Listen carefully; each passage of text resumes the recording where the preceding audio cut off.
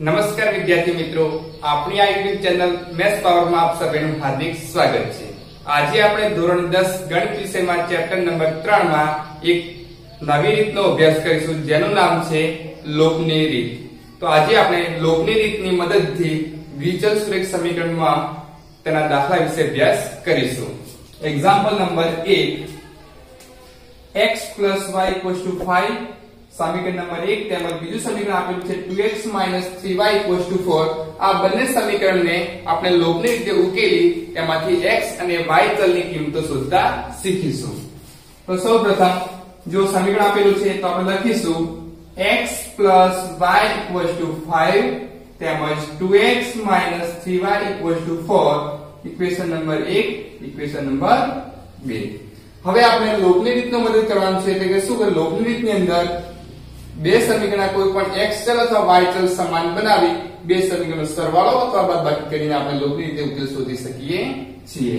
તો સૌપ્રથમ જો અહીંયા પ્લસ y છે અહીંયા માઈનસ y છે અને માઈનસ y સાથે 3 ગુણેલા છે તો આપણે સમીકરણ 1 ને જો 3 વડે ગુણીએ તો y નો ચલનો જે સહગુણક છે સમાન બને છે તો આપણે લોપ કરી શકીએ છીએ।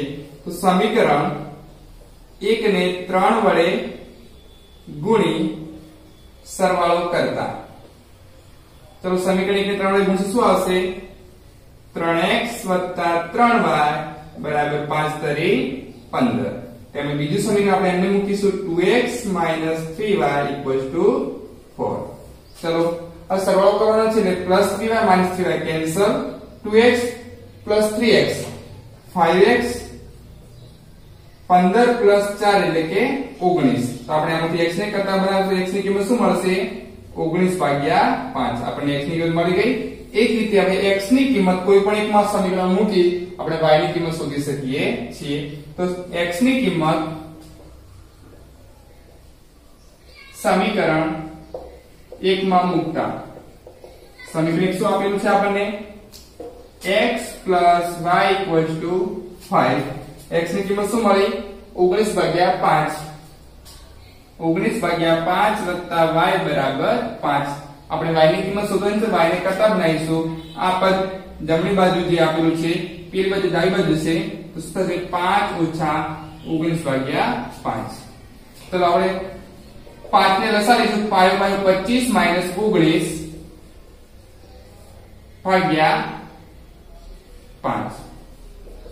25 - 19 એટલે કે 6 y ની કિંમત શું મળશે 6/5। આ રીતે આપણે x અને y ની કિંમતો લોપની રીતે શોધી શકીએ છીએ જ્યાં x ની કિંમત શું મળે છે 19/5 તેમજ y ની કિંમત મળે છે 6/5। તેના પછી next example number 2 3x + 4y = 10 તેમજ 2x - 2y = 2 લોપની રીતે ઉકેલ શોધો। તો જુઓ સૌપ્રથમ આપણે સમીકરણ નામ આપી દઈશું 3x + 4y = 10 ઇક્વેશન નંબર 1 તેમજ 2x - 2y = 2 ઇક્વેશન નંબર 2। હવે આપણે લોપની રીતે ઉકેલવાનું છે એટલે કોઈ પણ ચલની સહગુણકની કિંમતો સમાન હોવી જોઈએ। તો જો અહીંયા 4 છે અહીંયા -2 છે તો એક કામ કરીએ આપણે ઇક્વેશન નંબર 2 ને 2 વડે ગુણીએ શું થશે -4y થશે અહીંયા +4y છે કેન્સલ થશે એટલે આપણે x ની કિંમત શોધી શકીએ છીએ। તો શું કરશું સમીકરણ 2 ને 2 વડે ગુણી શું કરીશું સરવાળો કરતા। તો સમીકરણ 1 તો આપણે કઈ કરતા નથી એટલા માટે એમને મૂકી દઈએ 3x + 4y = 10। સમીકરણ 1 માં કોઈ પણ ફેરફાર કર્યો નથી માટે એમને મૂક્યું છે। હવે સમીકરણ 2 ને કેટલા વડે ગુણવાનું છે 2 વડે ગુણવાનું છે તો આપણે 2 વડે ગુણીશું શું આવશે 2x * 2 એટલે 4x - 4y = 4। ડાબી અને જમણી બાજુ બંને બાજુ 2 વડે ગુણવાના છે। હવે સરવાળો કરીએ તો +4y - 4y cancel 3x + 4x 7x નહીં તો હશે 10 + 4 એટલે 14। ચલો આપણે કરતા બનાવીએ x ને તો 7 ગુણાકારમાં છે આ બધે ભાગાકાર જશે એટલે કે 14/7। તો x ની કિંમત શું મળશે 2 મળશે કેમ કે 14/7 એટલે 7 × 2 = 14। હવે x ની કિંમત જે 2 મળે કોઈ પણ સમીકરણ મૂકી આપણે y ની કિંમત શોધી શકીએ છીએ। તો આપણે લખીએ કે x = 2 સમીકરણ 1 માં મૂકતા। તો તો સમીકરણ આપણને શું આપેલું છે 3x plus 4y equals to 10. હવે આપણે x ની કિંમત 2 અહીંયા પુટ કરીશું એટલે કે 3 ગુણ્યા 2 x ની કિંમત 2 આપેલી છે plus 4y equals to 10. 3 દુ 6 plus 4y equals to 10 plus 6 આ બાજુ છે પેલી બાજુ માઈનસ થશે તો 4y equals to 10 minus 6. 4y equals to 10 minus 6 એટલે કે 4. હવે 4 અહીંયા ગુણાકારમાં છે પેલી બાજુ ભાગાકાર જશે એટલે કે 4/4 4 ભાગ્યા 4 એટલે y ની કિંમત શું મળશે 1 y બરાબર 1. આ રીતે આપણે સમીકરણનો ઉકેલ શું મળે છે x બરાબર 2 અને y બરાબર 1 મેળવી શકાય છે. Next example number 3 3x 5y 4 equals to 0. Equation number 2 9x equals to 2y plus 7. તો સૌપ્રથમ આપણે વ્યાપક સ્વરૂપમાં ફેરવી નાખીએ ઇક્વેશનને 3x 5y 4 પેલી બાજુ જશે પ્લસ 4 થશે ઇક્વેશન નંબર 1. અહીંયા એ જ રીતે 9x આ 2y છે આ બાજુ આવશે -2y થશે equal to 7 ઇક્વેશન નંબર 2. હવે ધ્યાન આપો અહીંયા 5 છે અહીંયા 2 છે કાં તો સમીકરણ 1 ને 2 વડે ગુણો અને સમીકરણ 2 ને 5 વડે ગુણીએ તો 5 દુ 10 અહીંયા પણ થશે અહીંયા 5 દુ 10 થશે તો y નો લોપ કરી શકાય છે. તેમજ બીજી રીત શું છે કે સમીકરણ 1 ને 3 વડે ગુણીએ તો 3 તરી 9x થશે 9x અને અહીંયા પણ 9x છે તો લોપ કરી શકાય છે. તો આપણે આ રીત સરળ રહેશે. શું લખીશું કે સમીકરણ 1 ને 3 વડે ગુણી બંને નિશાની સમાન શું કરશું બાદબાકી કરતા તો સમીકરણ 1 ને 3 વડે ગુણો શું આવશે 3 તરી 9x -5 તરી 15y 3 ચોક 12 ને બીજું સમીકરણ શું છે જેનો આપણે કોઈ પ્રકારનો ફેરફાર નથી કરતા માટે એને મૂકીશું 9x 2y 7. હવે શું કરવાનું છે આપણે બાદબાકી કરવી પડશે નહીં તો 9x કેન્સલ થશે નહીં. તો ચલો નિશાની બદલી નાખીએ આ પ્લસ હોવાથી માઈનસ માઈનસ હોવાથી પ્લસ પ્લસ હોવાથી minus 9x 9x cancel -15y plus 2y એટલે કે -13y. હવે 12 7 એટલે કેટલા આવશે 5. તો આપણે y ને કરતા બરાબર શું મળશે 5 ભાગ્યા -13. તો માટે y ની કિંમત શું મળી y બરાબર -5 ભાગ્યા 13. આ y ની કિંમત કોઈ પણ સમીકરણમાં મૂકી આપણે x ની કિંમત શોધી શકીએ છીએ.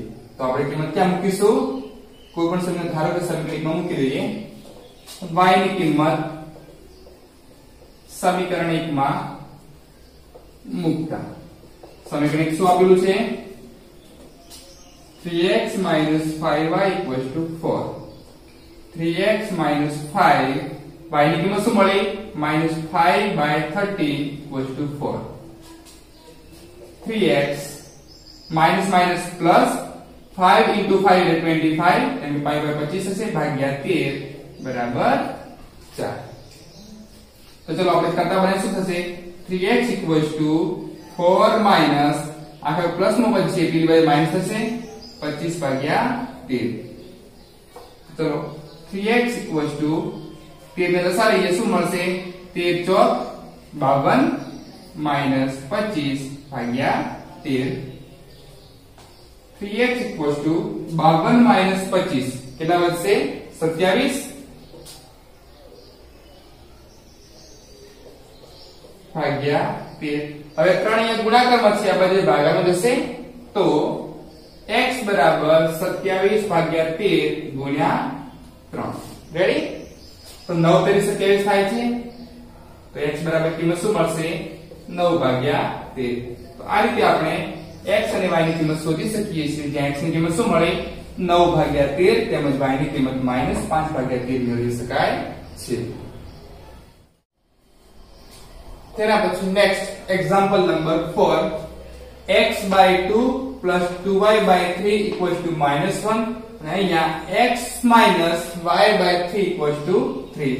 તો સૌપ્રથમ આપણે વ્યાપક સ્વરૂપમાં ફેરવીએ કામ કરીએ અહીંયા નીચે છેદમાં 3 છે ને અહીંયા 2 છે એટલે 3 ને 2 નો લસા લઈ લઈએ તો શું મળશે 3 × 2 એટલે 6 તો હવે ચોકડી ગુણાકાર થશે 3 અહીંયા ગુણીશું કેમ કે લસા લીધો જે વસ્તુ અહીંયાથી અહીંયા ગુણીશું તો શું થશે 3x પ્લસ 2 અહીંયા ગુણશું 2 છે તો 2 ગુણ્યા 2y એટલે 4y બરાબર -1 તો ચલો આ 6 ભાગાકારમાં છે પેલી બાજુ ગુણાકારમાં જશે તો 3x 4y બરાબર -6 સમીકરણ નંબર 1 તેમજ અહીં કેટલો લસા લઈશું આપણે અહીં કઈ એટલે 1 કહેવાય તો 3 એકા 3 લસા લઈશું 3 અહીંયા ગુણીશું એટલે 3x 1y બરાબર 3 આપેલા છે હવે 3 ભાગાકારમાં છે આ બાજુ ગુણાકારમાં જશે તો 3x y બરાબર 3 તરી 9 સમીકરણ નંબર 2 હવે જો સમીકરણ 1 માં અહીંયા 3x આપેલા છે અહીંયા પણ 3x આપેલા છે તો સમીકરણ 1 અને 2 ની ડાયરેક્ટલી આપણે બાદબાકી કરી શકીએ છીએ તો શું લખીશું સમીકરણ 1 અને 2 ની બાદબાકી કરતા સમીકરણ શું આપેલું છે 3x 4y બરાબર -6 અને બીજું શું આપેલું છે 3x y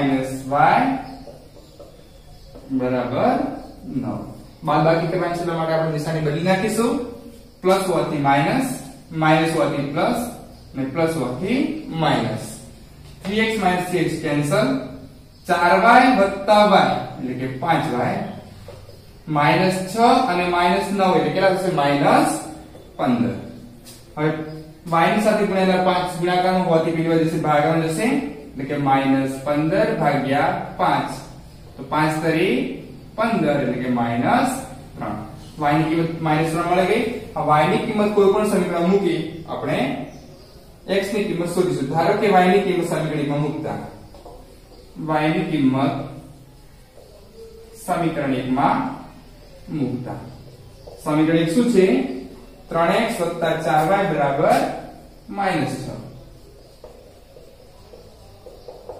ચલો y ની કિંમત શું મળી છે -3 મળી છે 3x 4 y ની કિંમત મળી -3 બરાબર -6 3x માઈનસ થશે 4 તરી 12 બરાબર -6 હવે -12 બરાબર ની પેલી બાજુ પ્લસ થશે તો -6 હતા અને -12 પેલી બાજુ જાય તો +12 3x બરાબર 12 - 6 એટલે કે 6 3 ગુણાકારમાં છે પેલી બાજુ ભાગાકાર જશે 6 ભાગ્યા 3 x બરાબર 2 આ રીતે આપેલ સમીકરણ ઉકેલ શું મળશે x બરાબર 2 તેમજ y બરાબર -3 તેના પછી નેક્સ્ટ એક્ઝામ્પલ નંબર 2 એક સરસ મજાનો કોયડો આપેલો છે તેને આપણે ઉકેલવાનો છે એક અપૂર્ણાંકના અંશમાં એક ઉમેરતા અને છેદમાંથી એક બાદ કરતા આપેલ અપૂર્ણાંકનું અતિસંક્ષિપ્ત સ્વરૂપ શું બને છે 1 બને છે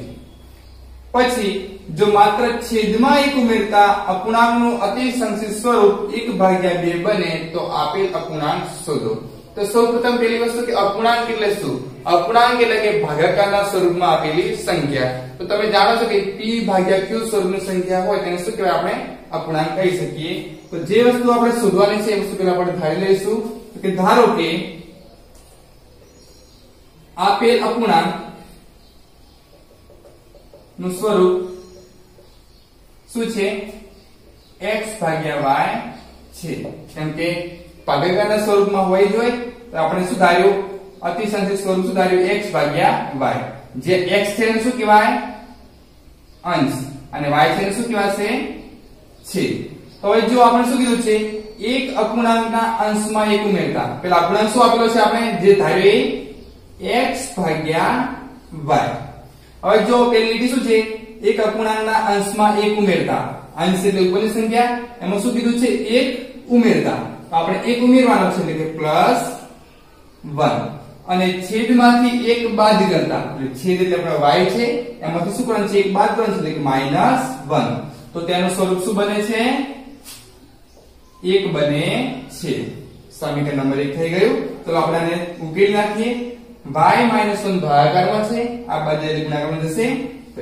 x + 1 બરાબર y -1 એકના ગુણાકારમાં એટલે બનશે ચલો x આ પ્લસ y ને આ બાજુ લઈએ તો -y આ +1 ને પેલી બાજુ લઈએ તો -1 થાય -1 હતા અને આ -1 એટલે કે x - y -2 સમીકરણ નંબર 1. હવે જુઓ બીજું શું કીધું છે, જો માત્ર છેદમાં એક ઉમેરતા, ફરી પાછો આપણો અપૂર્ણાંક છે એનો જ આપણો અપૂર્ણાંક શું હતો x ભાગ્યા y.